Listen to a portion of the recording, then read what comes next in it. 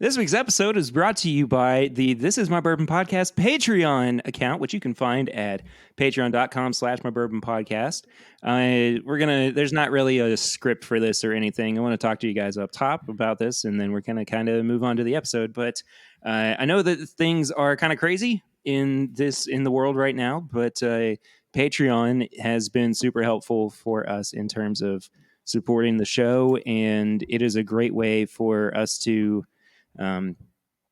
continue making money even in unsure times. We know that you guys can only do so much right now, but we do appreciate everybody who is on the Patreon already. But we are going to have some exclusive content just for Patreon coming up over the next little bit. That is not going to just be the pregame chats or the bonus episodes or the live streams or the hangouts, stuff like that. So you're definitely going to want to get on Patreon and check all that out. Like I said, you can get bonus episodes. You can get exclusive content for as little as $5 a month, but you can support the show for as little as $1 a month, or really whatever you can pay. All the tiers are listed there, all the different rewards that you get for supporting the show. Again, appreciate everybody who has done that so far. If you can't do that, totally understand. Of course, there is no pressure, as always, for you to support the show financially, but we appreciate everybody who does. All right, I'm going to get off the soapbox. We're going to get into the episode. Boys, let's do it. Bum, bum, bum. Okay, let's go. I don't know why I called you boys. Dun, dun, dun. I am a boy.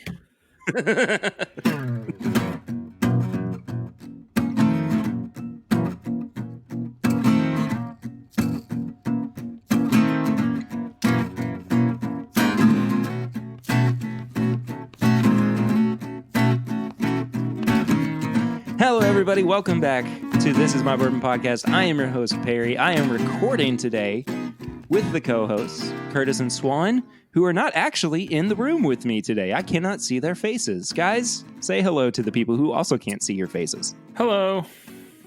What's up? We are practicing safe social distancing by recording in our respective homes and, practicing good healthy habits in the meantime, which also includes drinking bourbon, which we do every week on this show. And we start off with a segment called Flying Blind, which, surprisingly enough, I have supplied for the boys for the next few weeks. I'm really excited for you guys to try this. I'm actually not going to let you all know what this is until the sample bottle is done. So make sure that you save enough to... I'm looking at you, Kurt. You probably already finished it all. I didn't, but we're fine. I'll mess with you. Just make sure you've got enough to kind of last us through the next few weeks of recording. Yeah, sure. When we get into refill. That gives it away. Next week, maybe? I don't know. Cool. I got mine in Norland. You're welcome, Chad. But have you ever had this in Norland? Oh. It's even worse when it's in your ears, isn't it? Yeah. I can get that all the way from my house to yours. I mean, it's wonderful. It's just what I needed. What do you guys think about the nose on this one? I don't know what to think of it yet. It's got kind of an underlying rye spice to it. It does, yeah. It's kind of sticking out a little bit. It's not... I don't know how to explain it. It's like half dusty. Is that a thing? I don't know how to... Yeah, how do you mean half dusty? Interesting. Like, it's got that very pronounced, like it's taken one or two notes and just punched you with it. And I can't really pinpoint what they are. So I'm having trouble thinking it's really dusty. Maybe it's like a blend or something. I'll say this. The palate is really citrusy. Oh. I think the nose really does hit you. I think so, too. I think the nose has got more of a punch than the palate does. But the palate has a really nice citrus note to it that I quite enjoy. And the finish is getting towards like Werther's original caramels.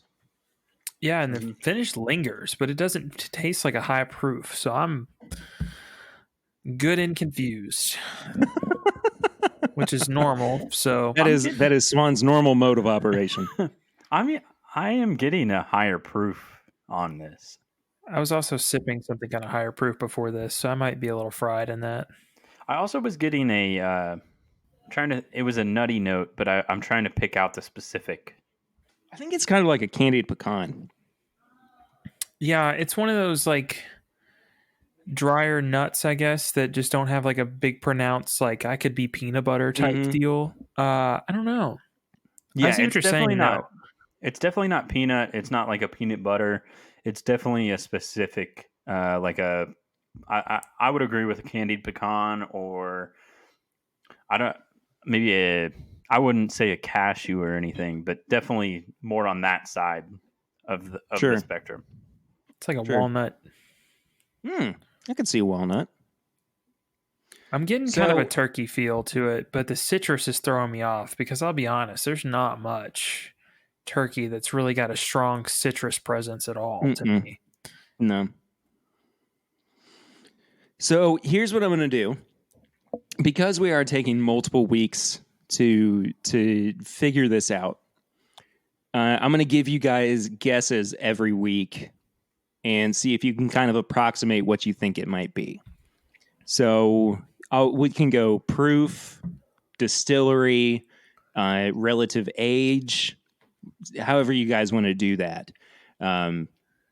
Or if you just want to throw caution to the wind and say it's a specific product, fine too, or just a distillery, whatever. But I'm going to leave the guessing up to you. The floor is open for guesses. I've got a very specific guess. I'm going to go specific, and I'm going to narrow it down from week to week. I think this is a 50-50 blend of Elijah Craig Rye and Wild Turkey 101. Okay, Kurt? Well, I'm not going to be able to come up with something like that. No, I'm just throwing it out there, Kurt.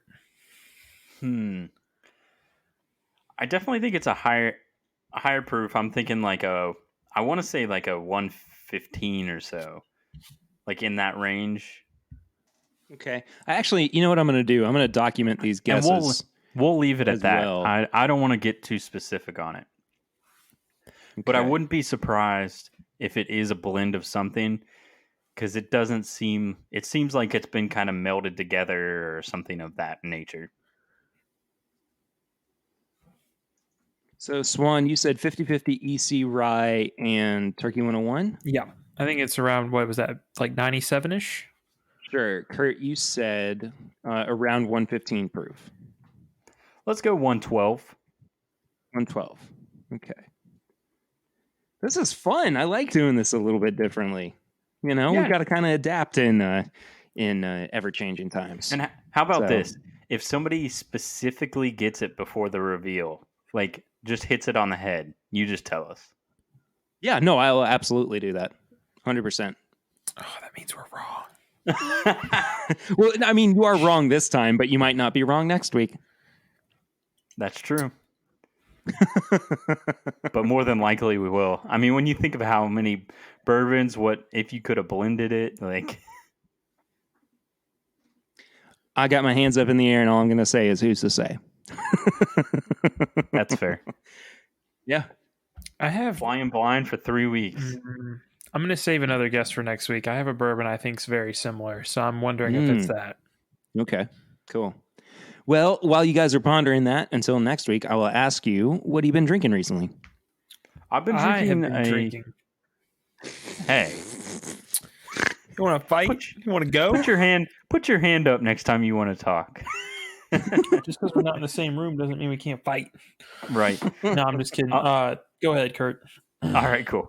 I have been drinking a Henry McKenna bottled and bond single barrel, so it's been pretty good.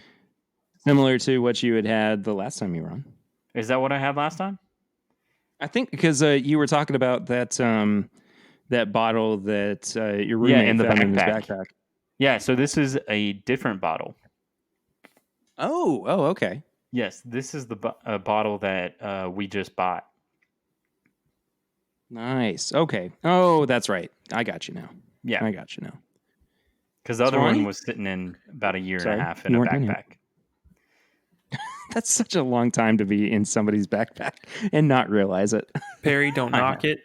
That Elijah Craig barrel proof I gave you, the 136, was in the back of my car for like 6 months, sitting in an Gosh. Enterprise car dealer lot. Was that really 136 proof? Yep. I miss that bottle so much. Me too, buddy. But what I've been drinking currently is I've been having the Fighting Cock 6-year age stated. Whew, it is so good. This So bottle good. specifically that I've got, Adam Terry was so gracious and gave this to me. It is opening up like crazy. It's starting to taste more like the one you have. Oh, nice. I can see Very the nice. notes start to come out in it. So I've got a whole handle. I'll have to bring it over and let you try it. Gotcha. Yeah, absolutely. I mean, don't do it right now. Wait a little bit. Yeah, no, I work retail. That'd be insane. I get you 6 ml. But we'll get around to it. So one of the things that has happened recently is that the Whiskey Tube community has really come together and started doing crazy live stream events. And part of that was, a couple weeks ago, we did the day of live streams. And this past Saturday, ADHD Whiskey, Matt Porter, who has been on the show before, did a live stream of a burger challenge where we all tried to eat as many burgers as we could from McDonald's, just the singles, in 38 minutes. And this is kind of what I've been drinking, but also kind of what's been happening recently and what I've been eating, I guess. And so he got the idea from the Scotch Test Dummies live stream that also happened last week, where they were trying to beat Joey Chestnut's record of Big Macs. And we were like, oh, Big Macs are like $4 a piece. Let's bring it down to the cheeseburgers. And like, even then I was like, okay, I don't know if I'm going to be able to do this. So this happened last Saturday. I was feeling a little positive. Yeah, this is a great story. I know, right? I was feeling pretty positive about myself. I was like, you know what? Give me a dozen McDonald's cheeseburgers. A dozen? Yeah. So for comparison, here's the other channels that were competing. So there was ADHD Whiskey. He got 16. Okay. Bourbon Blind, Kyle, he got 30. I Whiskey, She Wines got 32. So that's 2 people, and they were trying to split, 32 between the 2 of them. And then Chris from Bourbon Sane also got a dozen. So I was like, I might be okay with this. Oh, the other thing, too, was that you could only drink whiskey during the competition. You couldn't drink water, right? So we started at about 8:15, and by about 8:25, I had enough. And by enough, I mean 4.5 cheeseburgers from McDonald's. By that point, everybody was moving on to anywhere from 6 to 8. Bourbon Sane, who, if you have not checked out his channel on YouTube, he is a skinny little fit dude. He ate all 12 of his and went to the cabinet to go get more snacks and continued eating stuff like peanuts and beef jerky and just an insane amount of food after he was done with that, while still drinking a very Perry pour glass of whiskey. And everybody else was just kind of blown out of the water by Chris. I mean, even Kyle from Bourbon Blind, who got 30, only made it to 10. So, Yikes! That's impressive. It was. I felt real bad the next day. Also, let me tell you. What's the record for Joey Chestnut and Big Macs? 32. Wow. Yeah. Crystal Burgers for him, though, is like 104 or something. It's Crystal wild, Burgers dude. are a toxin. Nobody should have those. Hey, them's fighting words. You take that up with the Grease. That's all I'm going to say. Oh, no. That's not good, because if the Grease hears this, I will be destroyed. You will. He's going to challenge you. Who can eat the most White Castle now, I guess, because Crystal, I think, is closing, but still. In which case, I'll be like, I don't like them. They filed for the bankruptcy that just meant that they had to restructure their company. Oh, that's unfortunate. Gotcha. I love. All right. At first, I was Barry's like, they filed for the bankruptcy. Didn't file bankruptcy, just filed they filed for the bankruptcy the on the Facebooks. Yes. Anyway, so that's kind of what I've been eating recently.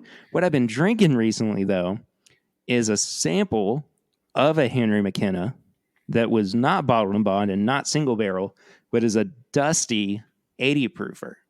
That I got. I got it. I'll save some for you guys to try too. It came in a package. I had ordered a dusty old granddad. That sounded wrong. That sounded so wrong. I had ordered a dusty old granddad bottled and bond. That's better. That's better. Yeah, I hope so. Anyway, my buddy Jesse Brown, who sent it to me, also included this sample. And it's really, really good. It's really good. I haven't had too much of it, but I wanted to make sure to save that for you guys. And then also, I'm doing my part in preventing the spread of coronavirus by drinking 120 proof whiskeys at the very least. So, take your medicine, boys and girls. Will do. I've got plenty of medicine. Same. All right, guys. Well, let's get into the episode. Let's get into the news. We have got a bunch of stuff to cover this week, which was really surprising to me. I had said last week, maybe the news was going to slow down a little bit. Maybe it was going to be kind of a lighter few episodes for a little while. But honestly, it's been pretty consistent in terms of news. The first one, kind of right off the bat, is the fact that Four Roses suspended distillery operations for a little while. I think, honestly, that was the first distillery to make that move. I was not shocked by it, but I was kind of shocked by the speed at which that happened. Yeah, I mean, I think it totally makes sense, and I understand why they did it. So, and just to be, in perspective, it was just suspending guest tours, tastings, visitor center operations. So it wasn't like non-production, and it was all production employees. Yeah, exactly. But now it's production 100% of the way. So really, yeah. Mm-hmm. Now it is distillery operations. That's crazy. That's kind of intense. Yeah.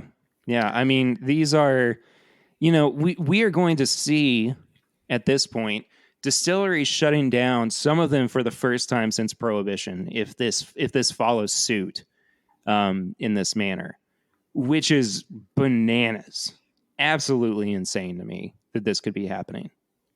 It is, but I do appreciate the thought. I mean, you have, what's the number one draw to Kentucky right now? With bourbon being as hot as it is, it's to go to these distilleries. And I mean, Four Roses is definitely on the map of some place that people want to visit. So sure, they're coming through, and you don't know where they've been. I mean, there's some people that could literally just hop off a cruise ship and decide, oh, well, time to go check out the distilleries. That was my thing. Her thing was the cruise ship. I want to go here. Or vice versa. His thing was the cruise ship. I'm trying to go to the distilleries.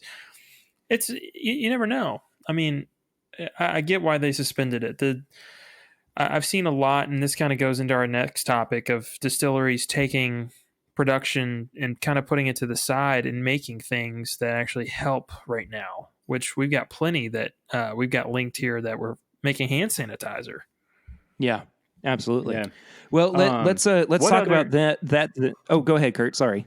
Was Four Roses the only one so far right now to suspend all operations? As far as I know, yeah, that's been the only one so far. It'll be interesting to see like what we're talking about next week and the week after. Mm-hmm. And I'm sure those numbers are just going to keep compounding in the coming weeks. But I wonder, do we see a shortage on the horizon? Are we going to have another bourbon shortage before too long? I hope not. I mean, but hopefully everybody's got enough stock at this point, and the distilleries who don't feel like they have enough stock are going to be working towards that in the meantime, if it is doable for them. But I don't know, man. I'm really holding out hope that we're not going to have to deal with this like we did in the past few years right around the corner. I don't think so. I think it'll probably be okay because they've had rye shortages and stuff in the past, and True. it's not really affected us a ton other than Buffalo Trace deciding to take in and out the Van Winkle rye is the big thing I can think of. Or maybe an LE that Four Roses releases maybe being a little more sought after because maybe they made 8,000 bottles instead of 10,000. But stuff like that Sure. is kind of where the big shortage shows as opposed to just, oh, well, I can't find Four Roses small batch on the shelf. Well, I think that if we're talking about a shortage too in this case, and again, hopefully they have enough for that's ready to be pumped out to the market. But the Four Roses Small Batch Select was supposed to hit a wider market here within the next couple of months. So that may take a small hit. I didn't think about that. That might be a little more select than thought. Yeah. Very true. Very true. Before we do talk about these distilleries who are doing really cool things and really good things for the community here, I want to make sure that we talk about too something that did happen that is really detrimental to the bourbon drinking scene, the bourbon consumer scene, and not just that, but Kentucky economy in general. The Kentucky Derby was postponed from the first weekend in May all the way to September. September 5th. Like, that's crazy. That is so far away. And I think that it's kind of understandable in terms of what we're experiencing right now. But at the same time, holy smokes, has this ever happened in the history of the Derby? I mean, Kurt, you work for Keeneland. Do you know of anything like this that has happened in the Derby before now? So I don't believe that this has happened ever, that it's been ran in September. At least, and this is just speaking to Keeneland, but we haven't canceled a spring meet since World War II. True. Yeah. So I assume that the Kentucky Derby was probably canceled during World War II at some point. I assume that's what happened. But I bet you they just canceled it and didn't postpone it till September. It's wild. Why September? Like, what was the thought process behind that, you think? I really don't know. Because it's very interesting because you also have to think of, okay, all these sports have postponed. So the MLB, the NBA playoffs, the Masters, like golf, all of those sports have postponed. And then where do we put them at if you're trying to play them at the end of this year? Because yes, you have summer, but then you have college football, you have the NFL, you have all these sports. So how are they going to compete and sort of like that? So I'm not sure what will happen with this. It'll be interesting to see. I feel like they're going to end up adding ESPNs. Like, we're going to have ESPN 13, 14, 15, just like crazy amounts, and they're all going to play it at the same time, which will be ridiculous, but no one's going to go left unentertained. There will be a lot of sports this upcoming summer and fall. So I actually have some stats on the Derby real quick. It's kind of interesting. The Derby was not originally always run on the first weekend of May. That was not really implemented until. Hold on, let me go back a little bit further. Sorry. Also, are you going to get a mint julep, or is it going to, or what we talked about last time? Is it going to be a mint pumpkin spice julep? Oh, you can get out of here with that. Absolutely not. That sounds terrible. I know. It was just something we talked about. So it wasn't really until like the 1920s, 1930s that the Kentucky Derby was officially run on the first Saturday in May. But there actually was another postponement in the history of the Derby. Wow. The earliest one, if we're talking about World War II, it was in 1945. It was originally scheduled for May 5th, rather, 1945. But when Germany surrendered in the aftermath of World War II, it took place on June 9th, 1945. So it has actually been postponed in the past.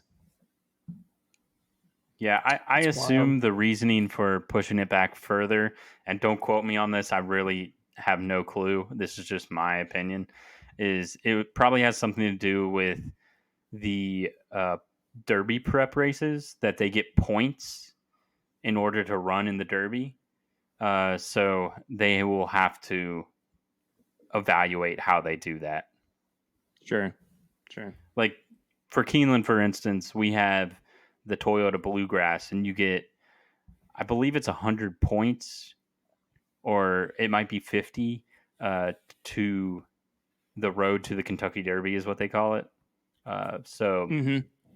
the higher points, you get your spot in the Derby. So I assume that's Sure. why they pushed it back that far, was to allow Derby preps to happen still. Right. And going off this article that I saw, by the way, or that I pulled some of this information from, this really is the second time in the entire 145-year-old history of the Derby that it's been postponed. So just wild, man. Just wild. But I'll tell you what, though, it's just another occasion to go and drink bourbon. So I can't complain too much about it, I guess. It's true. I'm not And mad about that.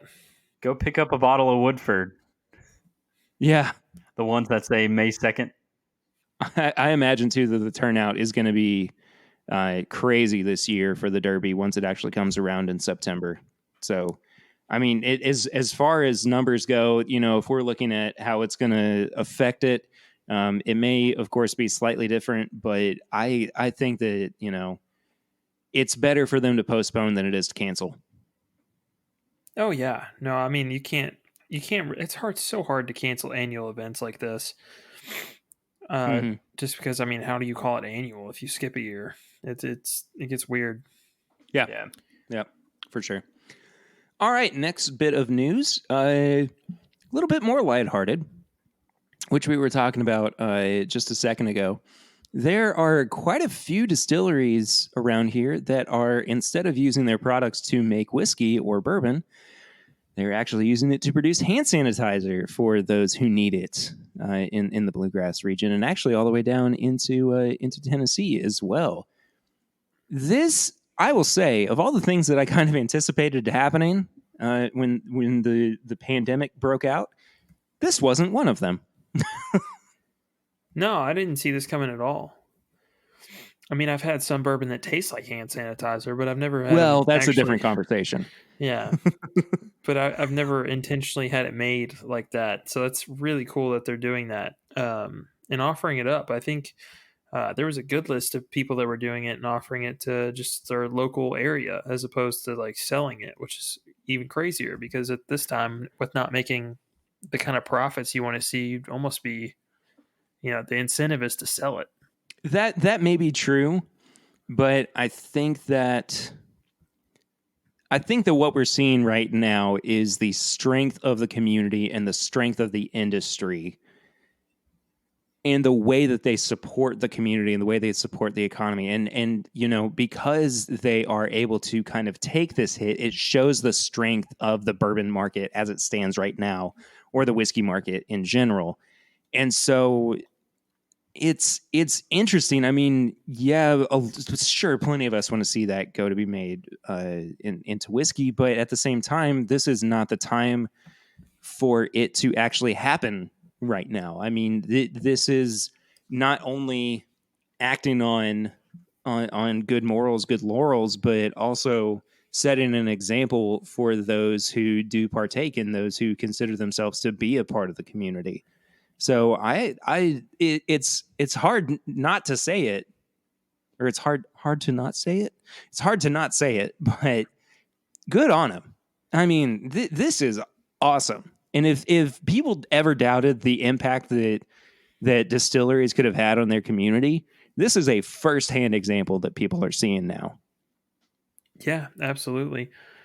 And I mean, you can just tell how important bourbon is too, just to everyone in Kentucky because Yes. even like all the essential businesses or non-essential businesses closed the other day, and our governor was like, "Yeah, keep the liquor stores open." I mean, he actually went out and said that liquor stores were an essential business to Kentucky, and I love that because not only is that just funny to think about, but it just shows how important bourbon is, and especially I in mean, quarantine, I want something to keep me warm just a little bit. It's fine. 120 proof might kill off some of the the extra virus floating around. if Kentuckians didn't love Andy Bashir already, I mean, that is a really good indication that he is he's got our best interests at heart. yeah, Oh I yeah, the think it's memes have been great. yeah, the memes have been great. I think it's just like a really cool thing, and it shows the strength of the bourbon industry, but also, this is kind of a Kentucky pitch a little bit, but just uh, the whole state of Kentucky and Andy Bashir and all of those, you know, they've rallied together and kind of united and brought this whole initiative to Kentucky, and so it's been cool to see. So I think it's pretty awesome. Yeah, I agree. I think that if people were not already won over to the bourbon side, they're going to be now. They're going to be now. So good things all around. In another bit of, I would say good news. This is kind of good news in terms of people fighting for themselves. The Tennessee Distillers Guild, rather, are urging their government to provide some kind of relief to the hospitality industry, which does trickle down into distilleries and breweries. Because I mean, there are plenty of places. I mean, as we have talked about already, that are closed down or are going to close down. And I mean, that is revenue that they are not going to be seeing for who knows how long. And I think it's great to see Tennessee making this pitch and kind of paving the way for what I'm sure Kentucky will do eventually, hopefully within the next couple of weeks, I would say. But this just goes to show that, I mean, again, the community and the strength of the people who are a part of this community, it is unwavering during this time. I'm just gonna fill the silence with a cork pop. Hold on. There we go. What'd you pop there, Swanee? I'm having some No Country for Old Men Knob Creek pick. Nice. Very nice. Anyway, so I think it goes without saying that none of us want to see this industry falter during this time. No, right? I don't think they will. They got Definitely so not. much money behind this and so much heritage. So with that being said, is it understandable or reasonable for distilleries to be asking for help in this time? I don't think it's unreasonable at all. I mean, I don't think so either. Right now, you've got so many distilleries that are basically saying, like, look at Buffalo Trace. They're so renowned for what they do, but they've faced an issue in the past 2 to 3 years in particular where it's like we can't keep up with demand. So they're taking every bit of the profit they make and just dumping it straight back into the distillery to make it work for the next 10 to 15 years. It's not necessarily geared to work for right now. I could definitely see them looking at Kentucky and saying, listen, we need a small kickback because even though it's not convenient right now, 10 to 15 years from now, the tourism it's going to bring in, the amount of bourbon we're going to produce and get taxed just alone here in Kentucky, it's going to be worth it. I think it's a smart play on them to ask for money if they need it, granted. But I don't think Buffalo Trace needs it. But smaller places like Castle and Key, who just invested a ton of money in their facility, they might need that kickback, Yeah, I mean, I Swan said it perfectly. I think. It's just ditto on what you said. These companies, if you need it, you need it, and if you don't, well, that's all right as well. So. I think too that we are going to see an enormous boom in Kentucky tourism or bourbon tourism once all of this settles. I mean, really, it's going to be just a flood of people trying to make it to the bluegrass to hit up any of these distilleries. I mean, we're going to see craft distilleries getting overrun. We're going to see the major distilleries getting overrun. I mean, people are going to not only want to get out of the house, but they're going to want to try to find some kind of external relief at that point that doesn't, that doesn't involve them watching Netflix for 8 hours a day. Yeah, and the bourbon industry has such a known aspect of, highly sought after bottles, or just things that you can't get, things that you can't ever get again, or things like that. And I think that could be a big tourism bring. No, I get that, and also it's a great excuse to get out and have a drink at noon during a tour. So it's always nice to kind of kick back and relax when you come to Kentucky and see some of that. Not to mention, what's really going to spike tourism come September, the Derby. I mean, we just went over it. I mean, people are going to be here for all sorts of reasons, probably a good whole week, just enjoying what we have to offer. And what's better than dropping by Woodford and seeing the bourbon be made that you're about to have made in your cocktail? Well, speaking of a slight boom, I think this is going to be really interesting.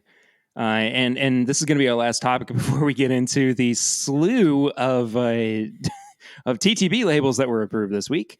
But this is the fact that there was a bill that hit the House floor in Kentucky, House Bill 415, which would allow distilleries to ship wine, spirits, and beer directly to consumers, which is awesome. It's something that we in Kentucky have not been able to do up until now. There's a few things that would be required for it, and I'm also quoting from the GoBourbon.com article. Thanks to you guys for getting this put together for us. Shipments must be marked as alcohol, and a 21-year-old must sign for it. The shipment must not contain more than 9 liters per person per day for distilled spirits, 4 cases of wine per person per day, or 2 cases of malted beverages per person per day. Shipment details submitted to the Department of Revenue monthly. A 15% tax on the gross receipt must be paid to the Department of Revenue. So the big thing there, I think, that we have to talk about is the amount of money that you would be spending on this. 15% is a lot more than what we normally spend on tax in Kentucky. It's normally 6%. But going back kind of to what you were just saying, Kurt, this might allow for distilleries to send exclusive bottles to consumers at home instead of maybe having to go to the distillery. And I mean, we are seeing something in the wake of Buffalo Trace limiting the amount of Blanton's bottles that you can buy in a 3-month period, which is, I think we've talked about that a little bit already on the show. So, I mean, I don't think that something like that would be included, but, maybe you would be able to order a bottle or two of the Elijah Craig Barrel Select from Heaven Hill, or an exclusive Michter's bottle, or, whatever it is, and have it shipped directly to your door. I mean, I would love to have a pretty steady flow of Elijah Craig Barrel Select coming right to me. Yeah, that would be nice. Yeah, honestly, I think it's fine under a certain price. It's no more expensive than if you were to like Grubhub some food. I mean, it's True. It's comparable. You're paying maybe not tax necessarily, but a fee. I mean, once you start getting into like it's $150 bottle, or God forbid you found a bottle of like Kentucky Owl that you're like, okay, that's a good price. I want it. 15% on top of that would be probably a little insane. But if you're just having some old Granddad 114 after you've already had a couple of drinks delivered to your house, I don't see any problem in it. I'd pay the 15%. Sure. Just roll with it. I think that, it does become a conversation of whether or not you're ordering an exclusive item, but this is still a major step forward. It hasn't passed yet, from what I understand. But it has. Oh, wait, no, I was wrong. It did pass. Hooray! Yeah. Yay. Hooray for shipping bourbon. So that's something we have to look forward to. That's all I was going to say. Yeah, there's one thing that I do enjoy about this. Imagine if you did a barrel pick and had the bottles delivered to, say, like a bourbon society here in Lexington. If you wanted to, you could just ship it directly to the houses. Swan, you're really thinking there. Yeah, no, I just think that'd be interesting because you really wouldn't have to deal with, one person buying it, one person distributing it by themselves and all that. You would just, here's the addresses, ship it out. Good positive note to end on there before we move into the TTB labels, which I'm super excited to talk about, you guys. Yes. Okay. I'm so pumped for this. I'm excited, but I'm angry as well. I have things to be angry about. I kind of understand some of that, but at the same time, I don't know. We'll see. The first one, the big one, and this is the one that I am maybe the most excited about, and I'll tell you why here in a second. It is the Old Forester birthday bourbon, which I didn't ever think that I would say in my entire life. This is going to be a 10-year-old bottled bourbon at 98 proof. The past few years have been either good or not so good. I mean, it's been kind of a shot in the dark in terms of quality. But do you guys have any kind of excitement for this? I have no excitement for it. Well, that's a shame. They keep dropping the years on it. It went from a 12 to an 11 last year to a 10 this year. And they've been having this growing trend recently where they keep upping the proof. Last year, getting up to, I think, 105. And now it's back down to 98. I have confidence that somebody's going to select it at the correct proof. And I think that's nice. But I don't understand why the price is probably going to jump even more again this year for a 10-year-old bourbon. I don't know if the price is going to jump this year. I'm probably being cautiously optimistic, but I imagine that it's going to stay around that 120 price tag. Here's why I'm excited for this, and it's because I'm a sentimental old soul.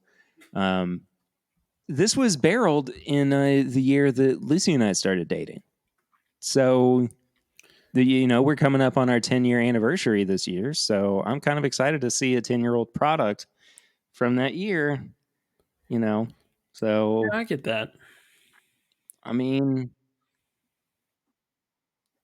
yeah, exactly. I mean, no. Don't feel bad at all. I mean, like there's reasons, for everybody to be excited or not excited about it. I'm excited because it holds some sentimental value to me. So, I mean, that's it. It may be a terrible bourbon. Who's to say? But I don't know, man. I'm remaining cautiously optimistic about it, as I said. I just think it's odd that we have companies like Heaven Hill who will take, their kind of funky bottling that they put out in like the canner style, or has that like really specific bottle shape, and they'll actually alter the price for years. So the 15-year was the most expensive they've released yet, and the 9-year was the cheapest they've released yet, and that price is always based on the amount of years. And with this, they've dropped the years the amount of years that it's aged 2 years in a row now. And I guarantee it's going to maintain that same elevated price tag that it did from last year. And not even 4 or 5 years ago, this was a $99 bourbon at 12 years. That is true. I mean, it's odd to me. And again, this is somebody that has curated this bourbon to be this age, this proof. So I could be completely wrong in this, but it just doesn't bode well for me. I'm also just a proof hound when it comes to Old Forester.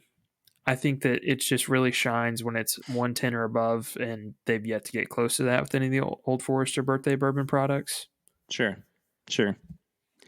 That is fair. I always get excited for LE products. I do.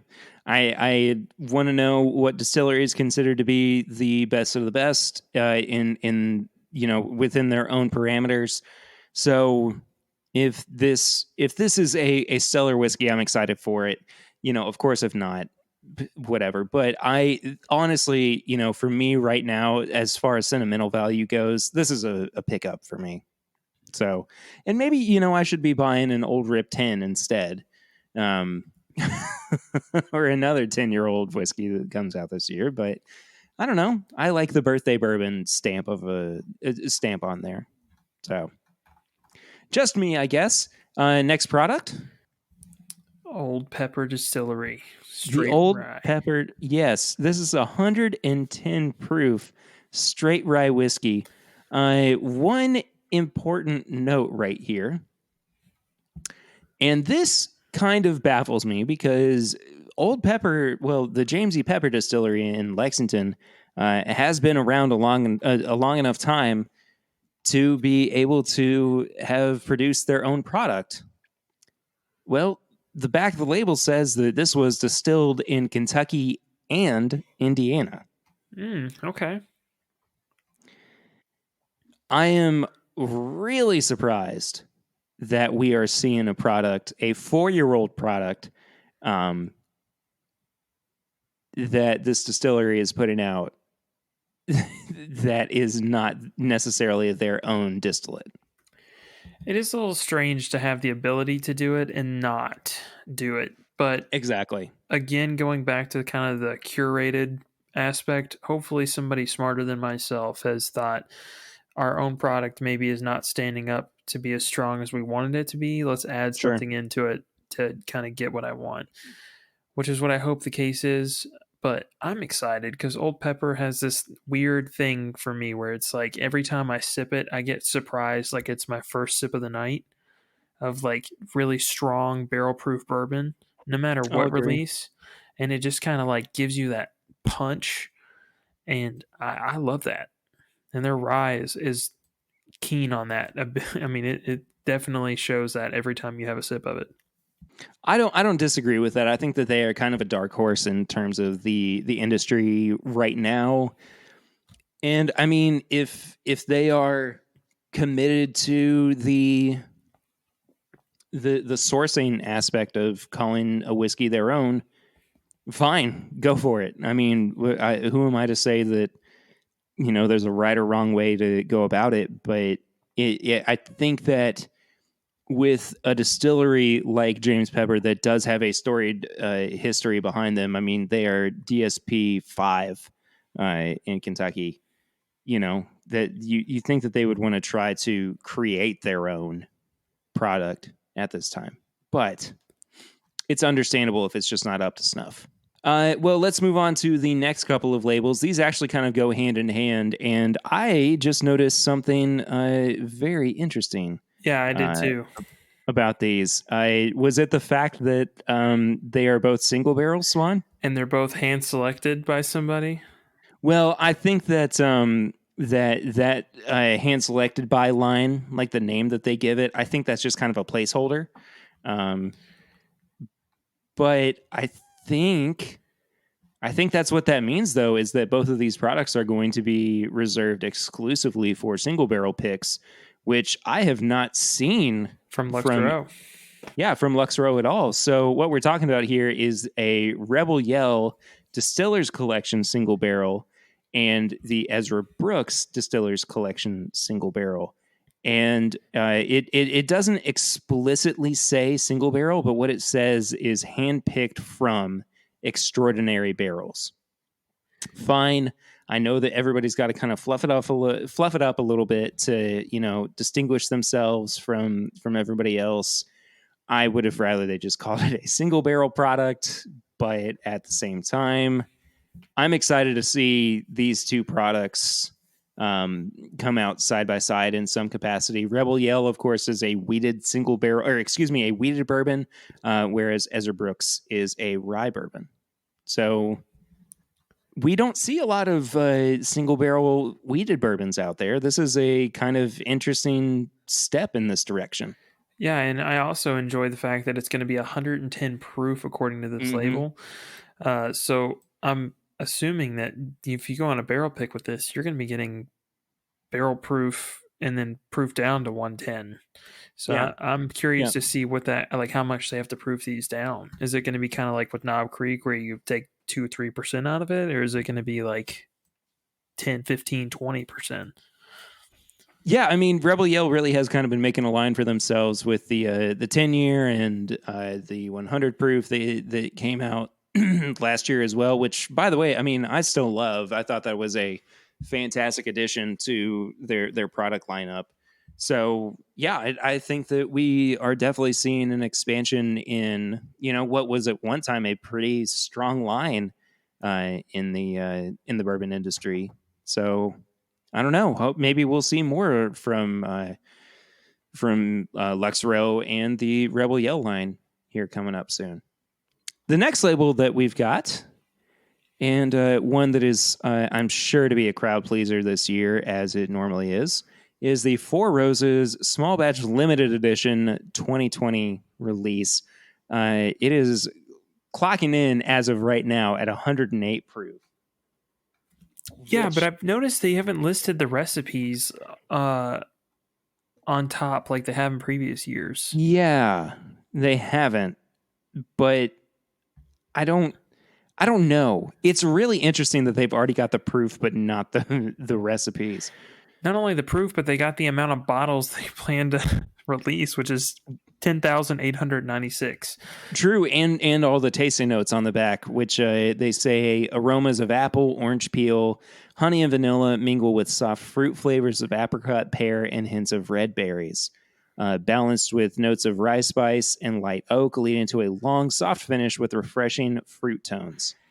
I'm here for it. I feel like that's going to be some of the best jam I've ever had in my life. And I'm not a jam person, but I'm trying to be. That sounds awesome, but they don't have the recipe yet, like labeled? No, I mean, normally, they list like, OESK and OBSB, all that kind of stuff. Yeah, exactly. But I don't know. I'm hoping that they've gotten all this figured out before they've jumped into it. But that's pretty wild, though. I mean, I guess they know what kind of shape and what kind of feel they want it to be, so maybe it's something like that. Sure. I don't know. That's bold. It's a bold move on their part. But I trust them. Go ahead. Oh, no, I'm just saying I trust them. Even if they came up with the tasting notes beforehand, I'm sure they can come up with something. Exactly. It's Four Roses. They can do whatever they want. Yeah, exactly. 108 proof, little bit low, especially in terms of a barrel strength product. But if we're talking about low barrel strengths, that is nothing compared to the next product that we have, which Swan is going to go off on, I think. What is a barrel proof at 89.5 proof? This is ridiculous. This is the Russell's Reserve 2003? Yep. Am I right? Which is a barrel proof product of a 16-year-old bourbon that is clocking in at 89.5 proof. What in tarnation, as my grandpappy used to say. Did they age water? What's going on here? I don't know. It's odd, but you know what? I'm gonna let them do their thing on this, because I'm gonna honestly admit the Russell's Reserve 2002 was not my thing. I didn't get the chance to try the 1998, but I've heard a lot of people say that one's the preferred of the two. This one hopefully will come in and do some interesting things. This is kind of more of a Scotch territory as far as like a, higher proof, because they generally do put the Scotch more 80 to like 95. That's a really good point, Swan. So maybe they're appealing to that kind of drinker that's more of like, I'm not trying to jump down your throat with the just ridiculous proof houndy, like high proof stuff, but I want you to pick up on the nuance even at the low proof. Who knows? Yeah, I mean, after having what we had last week, Perry, which was the Russell's 10-year, that we were so high on, and so like, oh wow, like this is kind of the underdog of the bourbon. This is like a next Henry McKenna a little bit. I think this will be really kind of cool to see. The 89 proof definitely will be interesting. And Swan, I've never had or tried the 2002 that you were talking about, but uh, you know, I definitely trust the Russells in whatever they're doing. So That's it. Well, that is a good point. Yeah, the 2002 was just oaky. Like it was extremely oaky. It was I very bitter. Yeah, okay, it was pretty bitter. Like we had what was it? The Barter House 20-year-old, and I think Mm-hmm. comparatively the oak comes off on the Russells. Just it dominates the entire palate. It gets a little of like that 90% like cocoa chocolate bitterness to it, Hmm. which may be for some people, but for me it was too much. That's Yeah. super interesting to me because what kind of bitter taste are you getting? Is it like a cocoa It was for me, yeah, but or I a could cacao? I definitely, guess is what the yeah, proper term would be. yeah. But to me, that's what it was. To others, it was more of like just a barrel twinge. I think is what somebody kind of noted it as, but I don't know. That's pretty similar to what I gave my tasting notes on it. I think it's been a while since I've tried that one, but it sounds pretty pretty right. Hmm. What's it? What's it feel like to you? Like when you're tasting it? Is it like what's your reaction to when you had that? I know it was a long time ago that you've had it, but if you can It's go back and just kind of think of what you were experiencing, what was it? Imagine if like you had a good Russell's pick, and it was just a nice like regular dark chocolate, and you enjoyed it, and then somebody handed you and said, "Hey, this is more dark chocolate," but then you bit into it, and it was 90% cocoa chocolate. Like you don't not enjoy it. It's not awful, but at the same time, it's just a weirdly like slightly off-putting. This wasn't what I was expecting. Barry? It it was kind of in that same vein where something just really seemed off, but at the same time it wasn't super unpleasant. I would say I still could find some joy in drinking it. It wasn't I think what I was expecting at that price point. Which by the way, the 2002 was a $250 bottle of bourbon. Okay. So, Yeah, yeah. that's a whole different perspective. I didn't know that. Yeah, so we could maybe be looking at, if not the same price point, very, very similar with the 2003. Gotcha. I So, guess my point was trying to see like because you were talking about how it was bitter. It had just like was it more on the palate or on the finish or on the yeah, nose? definitely on the palate for me. Yeah, it's all palate. Gotcha. But it was more of like a bitter cacao kind of note, chocolate. Yes, I would say. Gotcha. I was wondering because I was trying to compare like to see okay, is that something what I get with the 101 where I have a little bit of this on the palate, it's just this little bit of a bitter note to me. And I don't know what it is, but it's just a little off-putting to me. And it seems like this would be like way more extreme and more towards chocolate note, but I was just curious if there were any similarities there, so that's why I was asking. Well, I don't really have anything else to say about this one. Do you, Swanee? No, I'm good. I think we can move on to the next one, which was Chad and Sarah's favorite of last year. It's a rendition of that. It's the William Yeah, Heavenhill. yeah. I have some thoughts about this one. As you very much did with the last one. So this is this year's William Heavenhill kind of select bourbon that's coming out from Heavenhill Distillery this year. It's a small batch, 13-year-old bottled and bond product.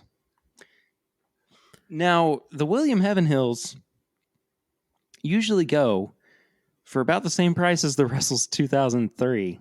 Or the Russell's, limiteds in general. I mean, it's Mm-hmm. about 250.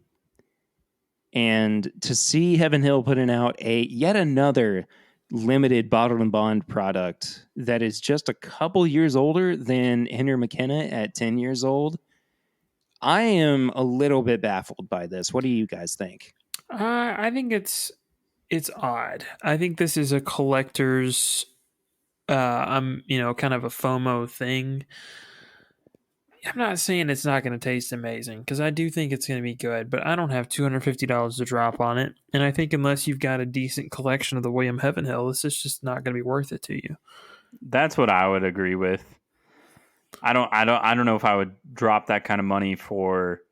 It definitely seems like more of a collector's item than, it'll definitely be good and things like that. But that's kind of how I feel about it.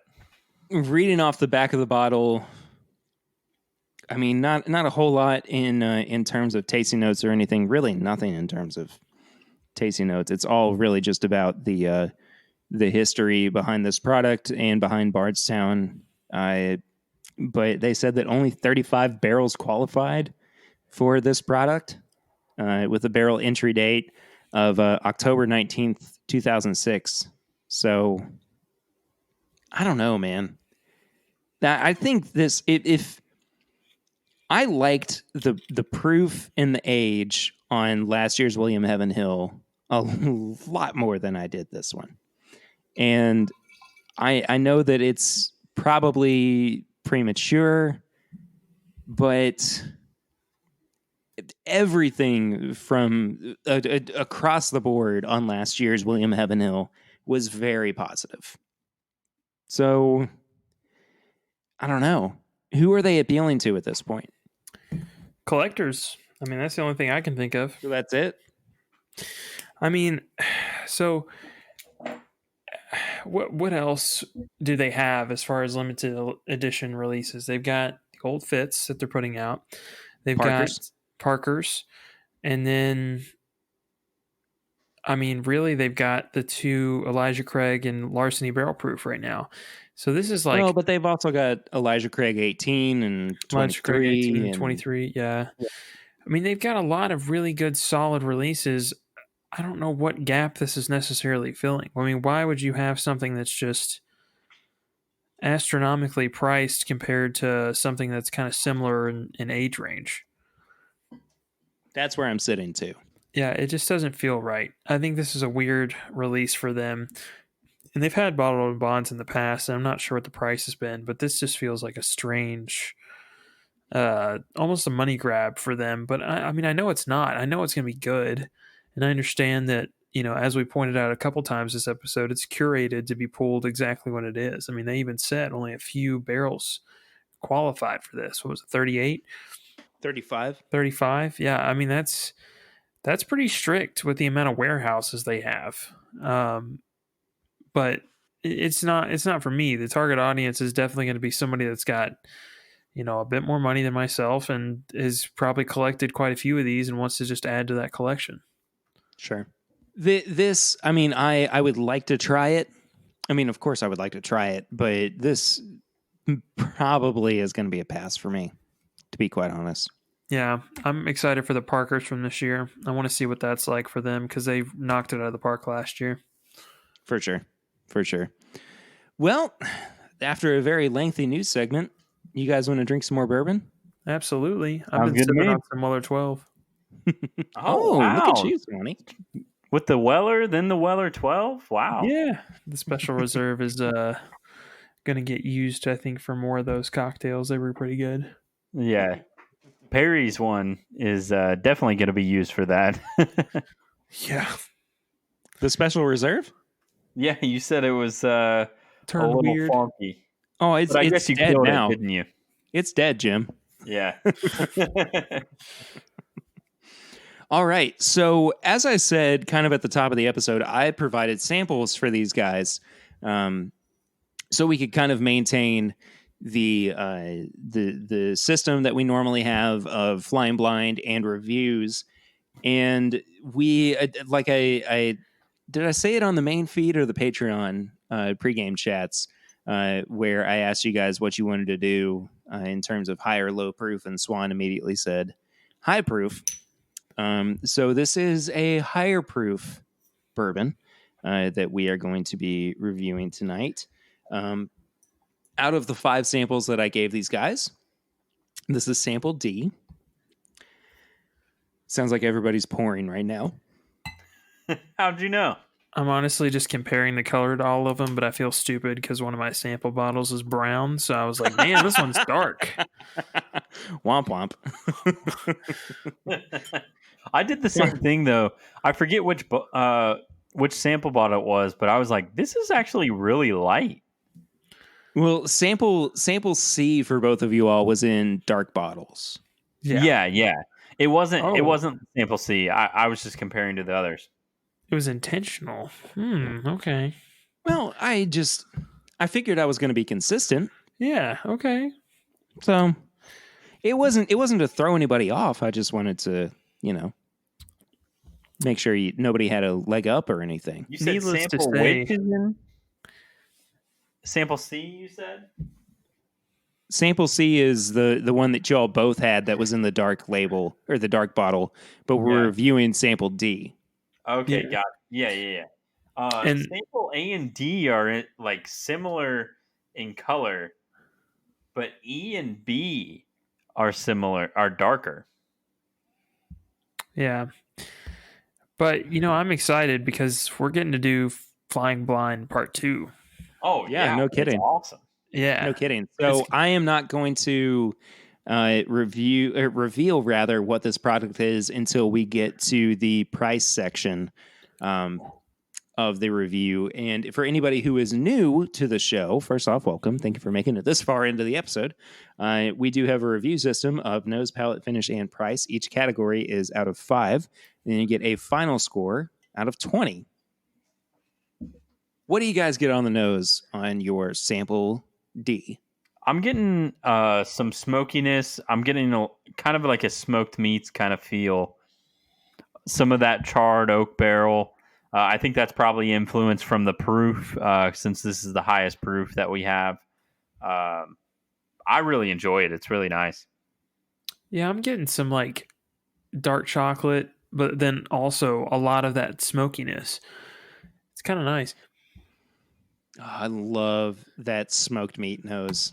Yeah, I think that's a good point though, Swan, on the dark chocolate that you were talking about. I think that really has some legs with it. It's not. I don't think it's the most predominant thing on the nose, but it has this nice little sweet kind of note to it. Yeah, and it's also just looking at the legs and stuff in the glass. It is viscous. I don't know what this is. I'll tell you what it did to me. It went down the wrong way. Oh no! I'm dropping stuff and drinking the wrong way. Ooh, this is a very predominant corn whiskey on the palate. Yeah. Whew. Woo. This is giving me almost like that Dickel Bottled and Bond kind of thing, where it's real predominant as far as corn goes. But it's also reminding me a little bit of when I tasted Elijah Craig's C919. Wow. Interesting. I'm not getting the C919, but I'm definitely getting some more of that Dickel buttered popcorn kind of feel to it. I'm getting that on the finish, but it's coupled with a dark note that I can't quite pick out, and it might be leaning more savory, kind of like barbecue sauce, I would say. Yeah, I could see that. I can get a barbecue sauce for sure. Kind of that tangy kind of spice feel. Yeah. Mm-hmm. See, for me, it's almost like actual barbecue. Like pulled pork. That kind of smokiness you get from like a smoked pulled pork. I don't know. Yeah. It's super savory. Oh, 100%. And maybe I might have misjudged on the buttered popcorn feel. I'm definitely getting more, but it's interesting because it's like a buttered some sort of mash, like baked potato pork, like pulled pork meal. It's interesting. I kind of see what you're saying. Like there is a starchiness to it. too. Yeah. But I think that um, what you're kind of leaning on is the corn note that's in there. Yeah, maybe a cornbread. I really like the nose on this. I like the nose on this. I'll admit I am not a big fan of the palate. I do enjoy the finish. I think the palate just kind of reveals like it seems like it's more of a younger whiskey. It hasn't quite fully developed to that like stringent corn note that it hits. Yeah. I don't know. It's weird because it's got a lot of like nuance in places, but there's parts of the palate where it's just wow, this is a corn whiskey. I don't know. Well, for me, that corn sweetness kind of hits like right in the middle of the palate, Yeah, but on the outside ends of my tongue, then I'm starting to get the savory and kind of the bitter notes as well, and like you can totally see the barrel influence. But also that's really where I'm starting to pick up the those kind of pulled pork flavors too. yeah. This is interesting.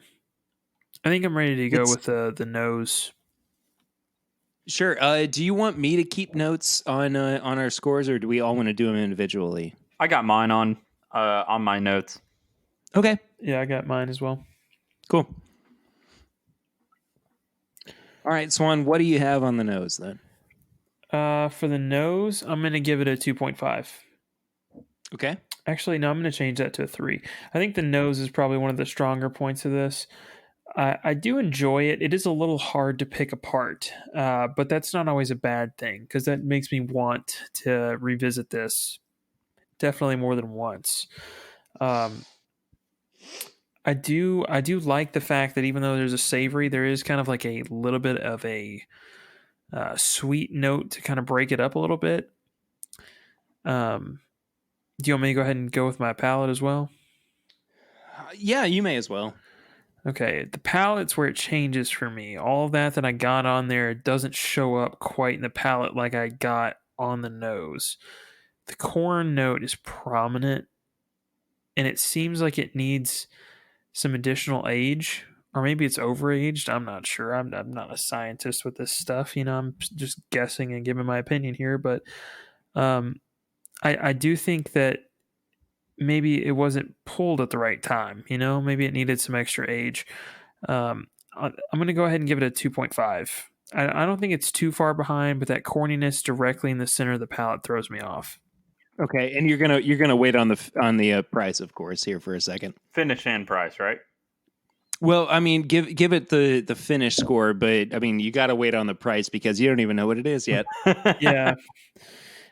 Finish, I'm going to give it a 3. I think the finish is good. It's a little short. It's not super long, but the one thing I am going to give it points for is mouthfeel. Like I don't usually go that route with bourbon, but this is very viscous. It has a lot of like oiliness to it, and it definitely sticks around flavor wise. And I generally associate the finish with more of like that kind of lingering burn that you get along with flavor. Yeah, This one's missing that lingering burn, but it definitely maintains the flavor. it is so viscous. Yeah.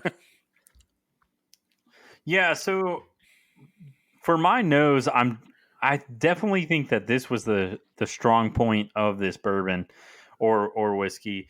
Um, it just it offers a lot. It offers a lot of smokiness, a lot of savoriness. It has that smoked meat feel, but also has that cacao kind of bitter, like chocolate sweet note that we were talking about. And I think that was really, really nice about it. So that's why I give it a 3.5. It's a good nose. It really is. And then moving to the palate, for the palate, that's where I thought that it was a little less than the nose. It didn't live up to as much as I wanted it to. But with that being said, I got a lot more of it transitioned to a cornbread note. It maintained that smoked meats that kind of feel with the barbecue sauce that we were talking about. So I think that was really, really nice. What do you? Would you agree with that, or? Yeah, no, I think I would. There's just parts of it I feel like need to be a little more refined, but I definitely agree with a lot of the tasting notes. I think that's spot on for what I was getting. Yeah.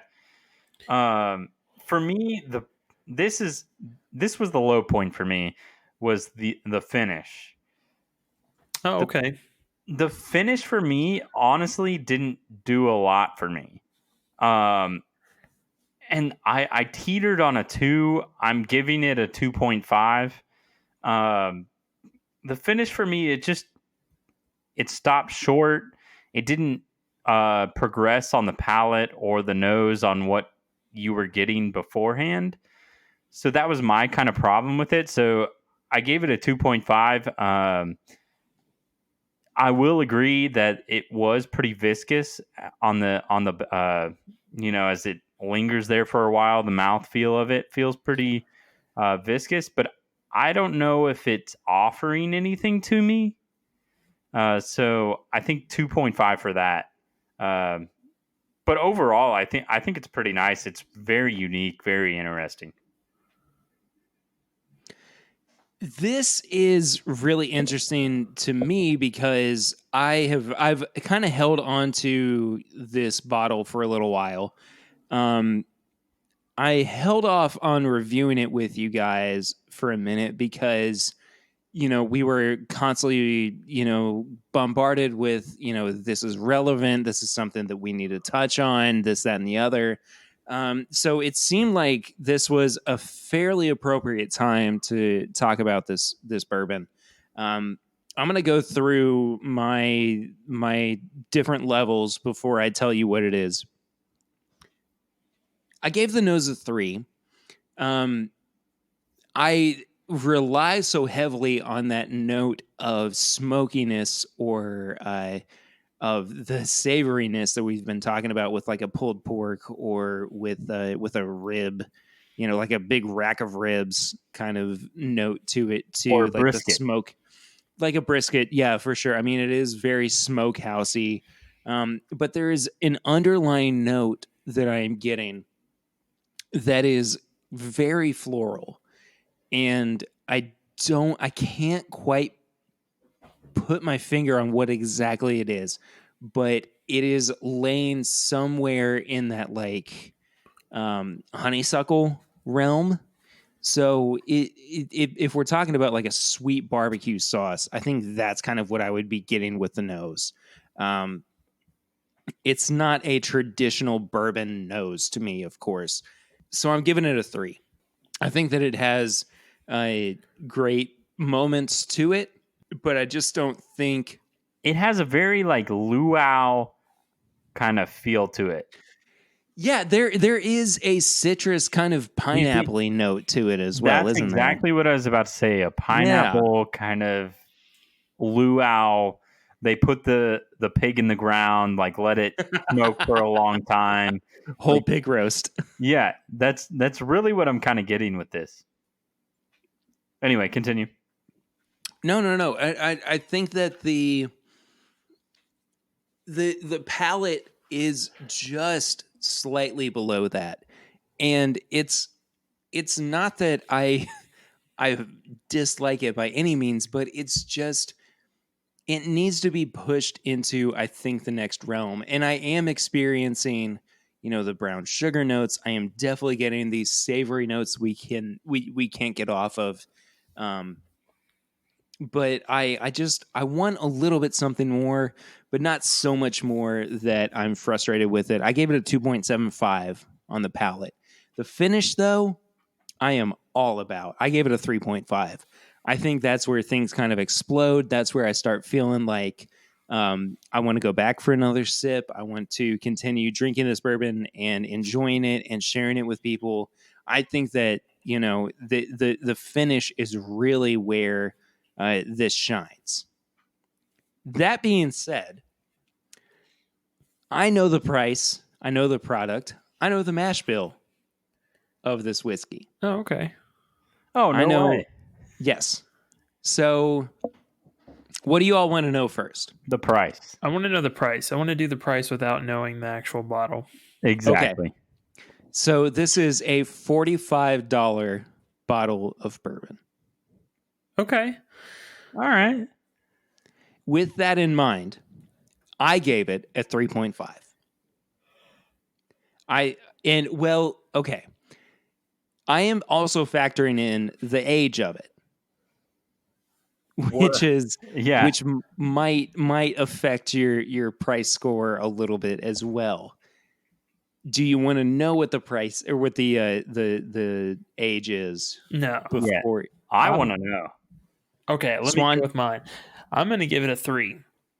Okay. I think it's good. I don't think the age is quite where I want it, or it's overaged. One of the two. I'm not quite sure how to pinpoint that, but the corniness that I think you're probably going to reveal in the mash bill is not my favorite. I will, however, admit it is a very unique experience that I think $45 is worth paying for and having, because there's definitely going to be somebody that wants that more corn whiskey, Sure. thing going on. Yeah. And if you're a Scotch drinker, I think this is a wonderful introduction. It's very oily, which is a big Scotch thing, and then on top of it, the smokiness. I mean, that's what you need for the peat. Add a little water to this, as long as it holds up. It might be a good transition bourbon. Who knows? Yeah, for me, I want to know what the age is in order to give an appropriate price. Um, I totally agree with you, Swan, though, that I just want to know. Like I think that it will help influence it a little bit and help balance out my score. All right. This is at least a 2-year-old bottle of bourbon. Wait, what? It makes sense to me. Does that help or hinder you there, Kurt? For me, it a little bit hinders me a little bit. You said at least, so I don't. At least. But it is a straight bourbon whiskey. I think, And it does say on the label that it is at least 2 years old. So it could be a blend of like 2 to 4, 2 to 5, or even on up. But it does explicitly state it is at least 2 years old. this reminds me of something I've had that kind of meets a lot of those parameters. So I'm And it's wondering $45, right? Yes. Oof, man. Maybe I shouldn't have asked what the age was. And in reality, it shouldn't affect me that much. I'm in between a 2.5 or a 3. I'll give it a 3 because where I'm at is it's such a unique experience, and that something that you don't really see that often with any kind of whiskey or bourbon. It does offer a lot on the nose. Palate kind of kind of goes a little bit lower, and then the finish for me, it just didn't do a ton for me, which I know you, Perry, really enjoyed that. So price, I'm Yeah. going to give it 3. Okay. Can I make a guess before you reveal it, Perry? I would love for you to make a guess, Swan. This reminds me of the Peerless Straight Bourbon. You are incorrect. Okay. I apologize. No. Okay. But this is the Chattanooga Straight Bourbon Whiskey from Chattanooga, Tennessee. Oh, okay. Is it the 111? This is the 111. Okay. Yeah. This is 75% yellow corn and 25% malt. So when I say the 25% malt, it is a combination of malted rye, caramel malted barley, and honey malted barley. So there's no real exact percentages that go into it. But you were very, very right on the high corn content there, Swan, especially in the aging as well. Cool. Okay. So I think it's unique, and I've heard from one person in particular, Adam, that you should Yes. mix their two releases 50-50. And Mhm. I've not been able to do that, but that's something I need to try. And we will certainly do that on a future episode. Papa Ritter actually has the other release, which I think is 99 proof or 98 proof. I thought it was 91. Oh, it is 91. Yeah, you're right. I apologize. So we will definitely do a blend of it at some point, but I think that this is one of the best 2-year-old bourbons I've had. To be quite honest, I think that it has a good, robust flavor to it. I don't think that it's as deep as I would like for it to be, but I still think that it is highly, highly drinkable. I mean, there are so many good things to be said about this bourbon that many people probably would overlook because it's not a Kentucky straight bourbon whiskey. It's a Tennessee straight bourbon whiskey. I think it's great. And for me to even think it was Peerless is some high praise because I think Yeah. Peerless has put out probably the single best young bourbon that I've had in a long time. Absolutely.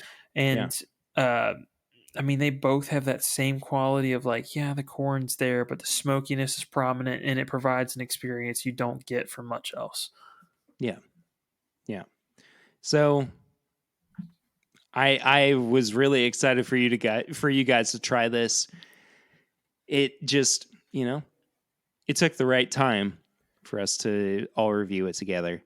So I'm gonna give it what's my score overall? I gave it a 12.75. So this is at the very least a try for me. Yeah. I think I gave it an 11 and a half. I give it a 12, so definitely a try.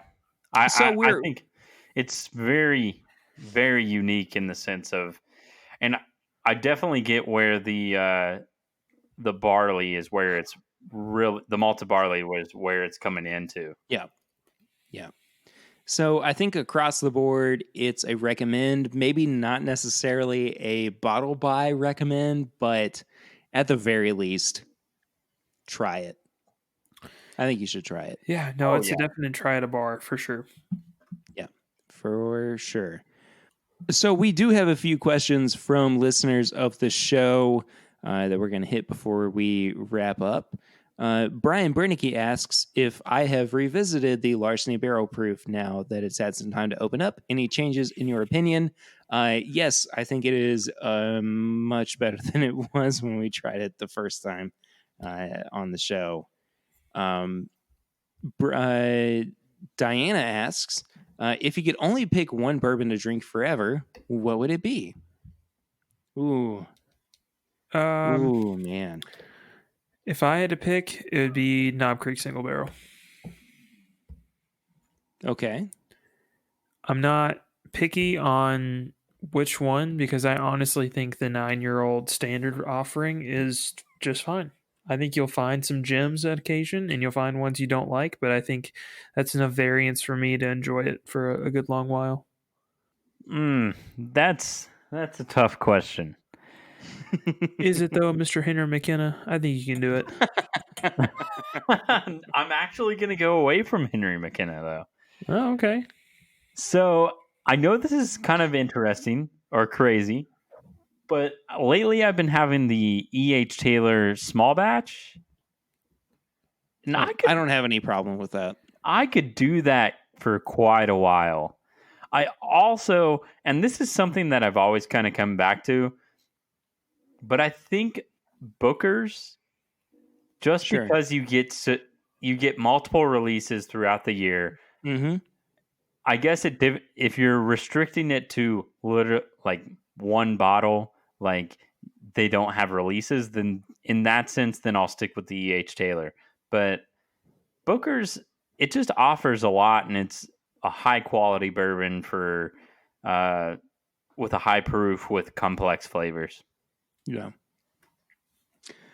I am hard pressed to say anything else other than Elijah Craig Barrel Proof because it maintains a high quality, and of course you can cut it with water if you need to. But I think that it's just about the best out there. Yeah, it is. I'll fight anybody who Mhm. says otherwise. It's pretty phenomenal. I mean, I've got like 10 bottles of it sitting in my house right now, so I can't argue with that one. So I'm going to pose this question, and I'm going to let people respond to it. And I want you guys, Kurtz and Swan, to kind of think about it over the next week or so until we record again, because it does demand some thought. It demands some consideration. This comes from Don Nishida on our Facebook group. This is my bourbon group, which you can join at facebook.com. Just search for This is my bourbon group, and we will add you in there. He asked, with the troubled financial markets and the oncoming recession, is this what kills the secondary bourbon market and brings prices back in line? Or will it go back to business as usual in 6 months? So if you have a take on that, a thought on that, you can send us your response to this my bourbon shop at gmail.com or on Twitter at my bourbon pod or even Instagram as well. We are all across the board. Basically, if you just search for this my bourbon podcast, you will be able to find us. So I would be interested to see what people think about, what's going on with the market at the moment. I personally think that it's okay. It's going to bounce back, but we have some time to consider it. But in the meantime, we do have tips and bits to get through before we wrap the show up. So, guys, what tips and bits do you have for the people this week? Tips and bits. I've seen this a few places, and I'm going to recommend this. Even with this quarantine stuff that we're going through right now, definitely try to maintain a regular schedule. Get up at about the same time. Yep. Get out and do some things, even if it's just walking around. But I think that's super important because I spent the entire weekend not getting up late or super early only to play video games. To be honest, I went back to work today and I felt so strange just even existing in my workplace.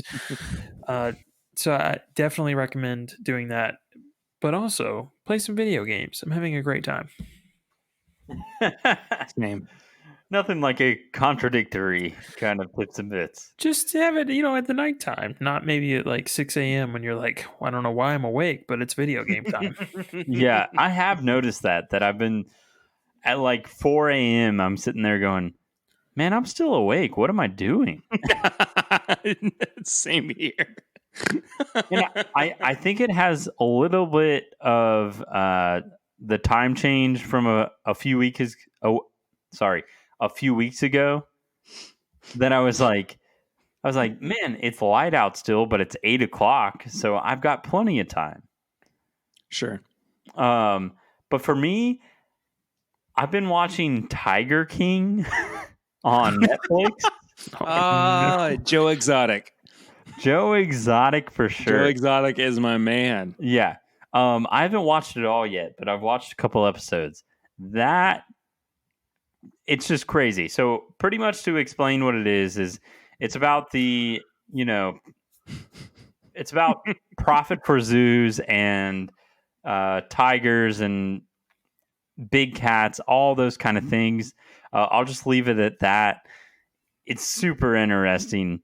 A lot of turns. Just crazy. Well, I also don't know if anybody has watched this, but if you have not, and you want a little bit of background on Joe Exotic, go look up his campaign ads for the presidency in 2016 because they are amazing, and that's all I'm going to say about that. Yeah, he's a very broke man. Yes. Anyway, during the isolation period, I have spent a lot of time actually playing video games on my Nintendo Switch, and there have been a couple that I have locked into, one of which being Cuphead. I can't remember the full name, but Cuphead is the main title of it. Super difficult platformer, side-scrolling, run and gun kind of game, but still a whole lot of fun. Another one is called Anodyne, Anodyne. That has actually been out for, I think, about 6 or 7 years, but was just released to the Switch over the past few years. It is kind of similar to the like Legend of Zelda style of gameplay, like early Zelda, with the top-down view, but is so much fun. Also, Curtis, I can't believe we haven't talked about this. Childish Gambino released a new album today. He sure did. And just in stylish fashion with no warning or anything. So I am very excited to check that out. Have you listened to any of it? I have not listened to any of it other than like Summertime Magic or, whatever came out over the past year or so. I don't even. That's not on the album. I don't think. Oh, is it not? I don't believe so. Ooh, okay. Well, I have no idea what I'm getting into then. Yeah, for real. I've listened to probably about 4 or 5 songs of it. Somebody just started up their Switch. Yeah, no, I just turned off the TV. My That's awesome. Isolation's getting so awful that you can't even drink bourbon and talk about it. Yeah. Come on, Swan. So I no response. It's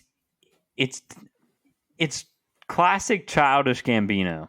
Like, you just don't expect what he's going to do. He takes a different turn when you think he's going to go left. Like, it's really good. It has kind of a Prince vibe, which Ooh. yeah, so I think you'll probably like it pretty well. I'm all over that. Yeah, so I was talking to a friend of mine, and we were talking about, okay, what do we think this is? It's a different vibe, but what specific kind of artist would you attribute it to? And it has sort of a Prince vibe on the back end of the album. So it's good. It's different. Give it a chance for sure, because that's what I mean. Childish Gambino has. He just can range from everything. Yeah. So, No kidding. So it's definitely good. It's just different. Yeah. And I think you'll like it a lot, Perry. Oh, I'm sure I will. I mean, I love Gambino anyway, so I can't wait. Same. We've talked about Gambino a lot, so many times. Yeah.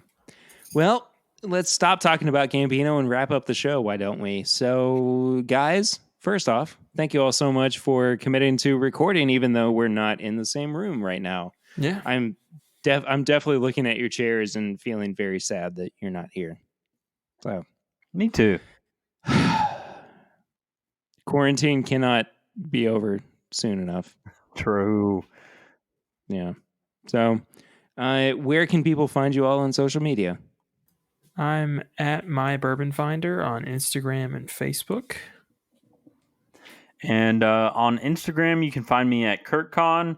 On Twitter, Kurt_Con15. Also, if you'd like to find me, I am at PRitter1492 on all social media channels. If you would like to follow the show, though, it is at My Bourbon Pod on Instagram, Facebook, and Twitter. You can give us a 5-star rate and review on iTunes, which really does help us out. You can check that out right in the podcast app on your iPhone. I do have a lovely little review from friend of the show, Don Nishida, who just sent in a question, which we are going to talk about a little bit later. A little bit later, meaning next week on the show. His title was one of the best bourbon podcasts out there. Thank you, Don, so much. He said, totally enjoy the conversation between Perry, Swan, and Curtis as I've been listening to the podcast for some time now. Not only do they post honest reviews, have some great special guests, and feature cool segments like Flying Blind, but they make it feel like I'm just hanging out with them, as their discussions are very easy and comfortable. My favorite segment, though, has got to be Tips and Bits. Okay, thanks, Don. More tips and bits to come. Maybe we'll do a whole recommendation segment or a whole recommendation episode, since we're all kind of quarantined right now. Yeah, would you guys be okay with that? Yeah, I'd definitely be okay with that. All right. Well, we could maybe do a bonus episode in the coming week where we just recommend stuff to people. Yeah, Tips and Bits is one of those things that I'm like, I feel like we talk about video games, Childish Gambino, like very niche kind of people, but I'm definitely about it. Yeah, same here. we'll talk about that here in the next couple of days. He closes out his review with "Great job, gents." Thank you so much, Don. Appreciate you as always. And anybody who leaves a review on the podcast app on your Apple iPhone, you can check out all of our apparel and merchandise at bourbonshop.threadless.com. There, I think, is a little bit of a sale going on that helps out creators. So check that out. We'll talk about that more a little bit here soon. You can send questions or comments to thisismybourbonshop@gmail.com. You can send in your questions, comments, voicemail, whatever, for our barrel ring segment, which we haven't done in a hot minute, but we would love to get started up here very soon. All you have to do is call 859-428-8253 and leave a voicemail for us, and we'll respond to it on the podcast. So you can do that. And very last, but very not least, patreon.com/mybourbonpodcast is where you can become a patron of the show. As we talked about at the top of the episode, we really do appreciate everybody who is already a patron of the show. I know times are not the best right now, but we do appreciate everybody who has continued to keep the show going. We are going to get through this together, and I appreciate everybody who has helped us do that. For as little as $1 a month, you can help the show. For as little as $5 a month, you get bonus content like our pregame chats. You can also get the bonus episodes that come out every month. March's bonus episode is coming out here in a couple of days as my voice cracks and I go back through puberty. But otherwise, I just want to say thank you all to everybody who is still downloading and listening to the show. This is great. I appreciate you guys so much. Curtis and Swan, thank you all for recording with me, even though we're not in the same room. So, yeah. Thanks for the mic setup, man. Now I can actually talk to you guys. Yeah, no, that's awesome. Of course. We will see you all next week. But until then, I'm Perry. I'm Curtis. And I'm Swan. And this is my Bourbon Podcast.